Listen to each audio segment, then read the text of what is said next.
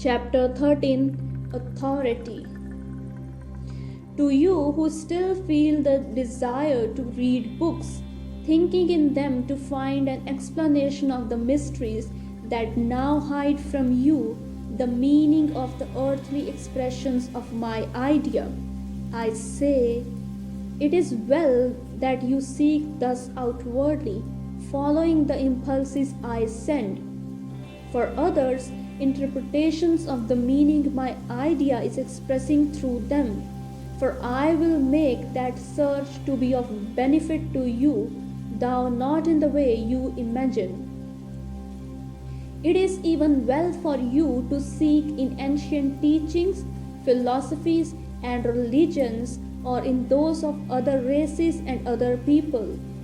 For the truth I wish to express to you, for even that search will prove profitable.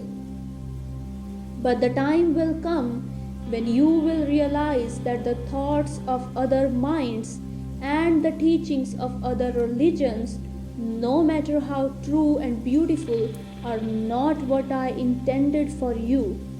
For I have reserved for you thoughts and teachings which are yours and yours only, and which I will give to you in secret when you are ready to receive them.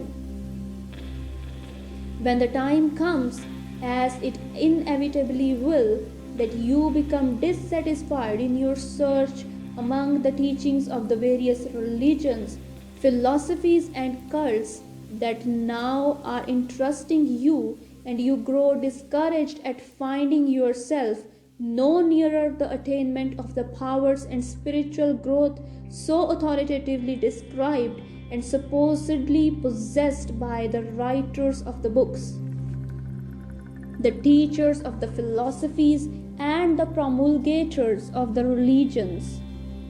Then will I show you that while all these books, teachings, and religions were originally inspired by me and have done and are still doing their part in quickening the hearts of many, yet for you it is now meant that you cease looking to any outer authority and instead confine your study to my book of life, guided and instructed by me within, by me alone. If you earnestly and truly do this, you will find that I have chosen you to be the high priest of a religion, the glory and grandeur of which will be to all others that have been pictured to your former understanding, as the light of the sun is to the twinkle of the far distant star. You will likewise realize that the ancient religions were given to my people of long ages past, and that the religions of other races are for my people of those races, and that none of these are for you, even though I brought them to you and pointed out many wondrous things in them that inspired you to a more determined search for me within their teachings. I say to you, these are things of the past and have naught to do with you. The time has arrived, if you can see it, when you must cast aside all accumulated knowledge, all teachings, all religions, all authority, even my authority as expressed in this and my other outer revelations, for I have quickened you to the consciousness of my presence within, to the fact that all authority, teachings, and religions coming from any outer source, no matter how lofty or sacred, can no longer have any influence with you, except as they become a means of turning you within to me, for my final authority on all questions of whatsoever nature. Therefore, why seek in the things of the past, in religion, human knowledge, or in others' experiences, for the help and guidance which I alone can give? Forget all that has gone before. That which is past is dead. Why burden your soul with dead things? Just to the extent you hold to things that are past, do you still live in the past and can have naught to do with me who dwell in the ever present now, the eternal?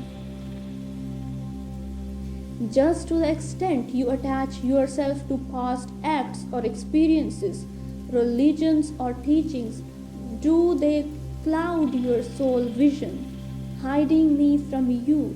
They will ever prevent your finding me until you free yourself of their darkening influence and step within into the light of my impersonal consciousness, which recognizes no limitations and penetrates to the infinite reality of all things.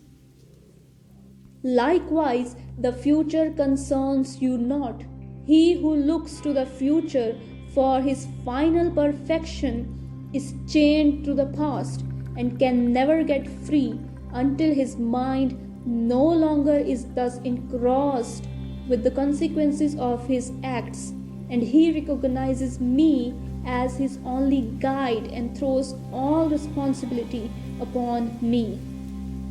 You, who are one with me, are perfect now and always were perfect, knowing neither youth nor old age, birth nor death. You, the perfect, have naught to do with what has been or what is to be. You care not for anything but the eternal now, that only concerns you, which immediately confronts you. How perfectly to express my idea here and now in the condition in which I have placed you purposely for such expression. When that has been done, why not leave it behind, instead of dragging it along with you, burdening your mind and soul with consequences which are but empty shells from which you have extracted the meat? All this applies to reincarnation, to which belief many minds are fast chained. What have you, the perfect eternal, to do with past or future incarnations? Can the perfect add to its perfection, or the eternal come out of or return to eternity? I am and you are one with me, and always have been, and always will be. The I am of you dwells in and reincarnates in all bodies for the one purpose of expressing my idea. Humanity is my body.